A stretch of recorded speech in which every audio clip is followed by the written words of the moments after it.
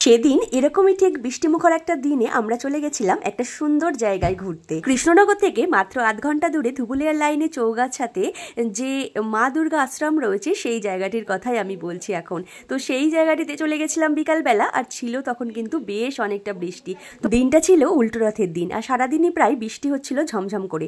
বেশ অনেকক্ষণ গাড়িতে অপেক্ষা করার পর আমরা নেমে আসি বৃষ্টি থামতেই এই জায়গাটিতে। বিকালবেলা সময় কাটানোর জন্য এই জায়গাটা কিন্তু বেস্ট ছিল আমাদের কাছে।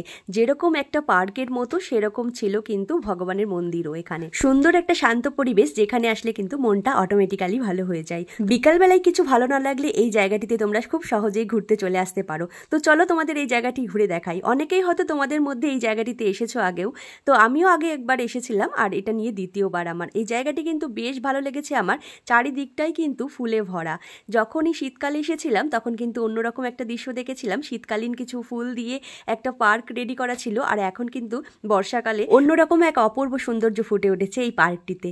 হয়তো এই জায়গাটিকে পার্ক বলা ভুল হবে, কারণ একদিকে যেরকম ফুলে ফলে ভর্তি এই পার্কটি, তো অন্যদিকে কিন্তু কিছু মন্দিরও রয়েছে যেখানে কিন্তু খুব ভালোভাবে সন্ধেবেলাটা কাটিয়ে দেওয়া যায়। আগে চলো তোমাদের সাথে পার্কটা শেয়ার করি, তারপরে গিয়ে কিন্তু মন্দিরের দর্শন অবশ্যই করাবো।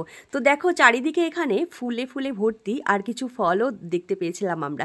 যেরকম এই দেখতে পাচ্ছ ছোট ছোট গাছে কি সুন্দর আম ধরে আছে, তেমনি এখানে কিন্তু বেদানা থেকে শুরু করে বিভিন্ন আরো রকমের ফল রয়েছে, যেগুলো কিন্তু এখানে পূজার কাজেই লাগে। এখানে একটা পদ্ম বিল করা রয়েছে বড় সড়ো, সেখানে কিন্তু অনেক পদ্ম ফুলও ফুটেছিল, আর চারিদিকে জবা ফুল বিভিন্ন রঙ, 2-3 রকম রঙ্গন ফুলে যেন একেবারে আলো হয়ে রয়েছে। আর বর্ষাকালে যেহেতু গাছগুলো ধুয়ে যায়, তো আরও যেন সতেজ এবং তাজা হয়ে গেছে এই ফুলগুলো।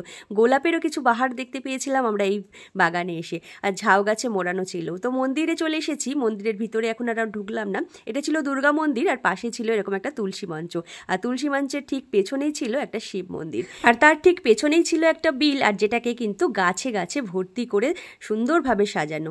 এই মন্দিরটার বাইরেটা এত সুন্দরভাবে সাজিয়ে দেওয়া হয়েছে ফুল গাছ এবং বিভিন্ন রকমের শৌখিনতার গাছ দিয়ে, যেন এর অপূর্ব দৃশ্যটা আরও সুন্দর হয়ে গেছে। দেখো বিলে কিন্তু নৌকা চলছিল, যেটা দেখতে কিন্তু বিকালবেলা দাঁড়িয়ে আমাদের বেশ সুন্দর লাগছিল। এরকম ছোট ছোট টবে বিভিন্ন কালারের বর্ষাকালীন ফুল বা গ্রীষ্মকালীন ফুলে কিন্তু ভরপুর ছিল। এত সুন্দর তুলসী গাছ দেখতে পেয়েছি এখানে এসে, কৃষ্ণ তুলসী বা রাধা তুলসীর যেন একেবারে বাগান হয়ে গেছে। এই দেখো মহাদেবের দর্শন করে নাও তোমরা, একটু অন্যরকম এখানের শিবলিঙ্গটা।